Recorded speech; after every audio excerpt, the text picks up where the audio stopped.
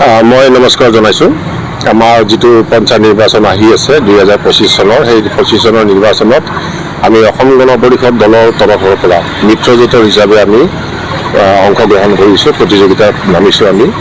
আৰু আমাৰ যিটো বকো ৰাজহ চক্ৰৰ অন্তৰ্গত আমাৰ 27 নম্বৰ দক্ষিণ পশ্চিম বকো বুলি যিটো আমাৰ পঞ্চায়ত এলেকা আছে, সেইটো এলেকাত আমি প্ৰাৰ্থী এগৰাকী ৰুমা ৰাভা বুলি প্ৰাৰ্থী এগৰাকীক আমি থিয় কৰাইছোঁ। আঞ্চলিক পঞ্চায়তৰ প্ৰাৰ্থী আৰু তেখেতে আঞ্চলিক পঞ্চায়তৰ সদস্য হিচাপে আগবাঢ়িছে, মনোনয়ন পত্ৰ দাখিল কৰিছে।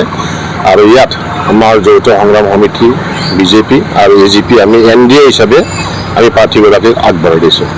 আমি আজি আমাৰ ইয়াত নমিনেশ্যনৰ পত্ৰৰ পৰীক্ষা নিৰীক্ষাবিলাক চলি আছে।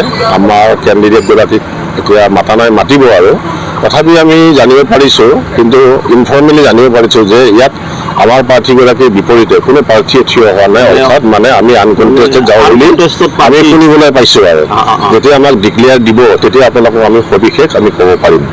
আৰু আমি আমাৰ বকো ছয়গাঁও যিটো বিধানসভা সমষ্টি আছে, আমি কেইবাগৰাকীও প্ৰাৰ্থী আঞ্চলিক পঞ্চায়তৰ সদস্য হিচাপে আমি থিয় কৰাইছোঁ বুজাবুজিৰ মাধ্যমত বা NDA হিচাপে। আমাৰ চমৰীয়া উন্নয়ন খণ্ডৰ এলেকাত আছে, বনগাঁও উন্নয়ন খণ্ডৰ এলেকাত আছে, আমি কেইবাগৰাকী প্ৰাৰ্থী আমি থিয় কৰাইছোঁ। আৰু পঞ্চায়তবিলাকৰ অন্তৰ্গত ৱাৰ্ড মেম্বাৰ বুলি যে কয়, মানে ৱাৰ্ড মেম্বাৰবিলাকো আমি ঠায়ে ঠায়ে আমি উঠাই দিছোঁ।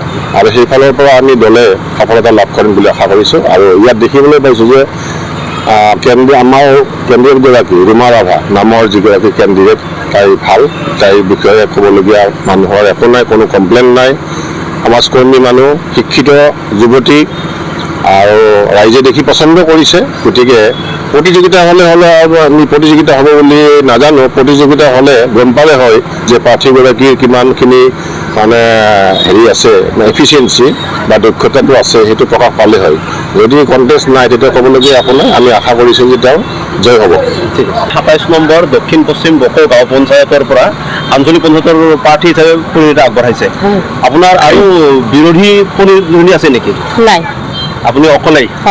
আপুনি সমাজৰ কাৰণে কি কি কাম কৰিম বুলি আশা প্ৰকাশ কৰিছে? সমাজৰ কাৰণে ৰাইজে যেনেকৈ হেৰি কৰে তেনেকৈ কৰিম বুলি ভাবিছোঁ। আৰু ইয়াৰ আগতে আপুনি পঞ্চায়তৰ লগত জড়িত আছিলে? নতুনকৈ আহিছোঁ মই। হয়, ৰাইজে সমৰ্থক দিলে নিশ্চয় আগন্তুক হেৰিলৈকে হেৰি কৰিম। আৰু আপোনাক অসম গণ পৰিষদ, ভাৰতীয় জনতা পাৰ্টী আৰু মিত্ৰজোঁটৰ NDA আপোনাক সমৰ্থন কৰিছে? হয়। আপোনাৰ মনৰ ভাৱ কওক। মই খুবেই আনন্দিত। ইয়াৰ নতুনকৈ উঠিছোঁ যিহেতু ৰাইজে নিশ্চয় ভাল পাব, ভাল হেৰি কৰিব।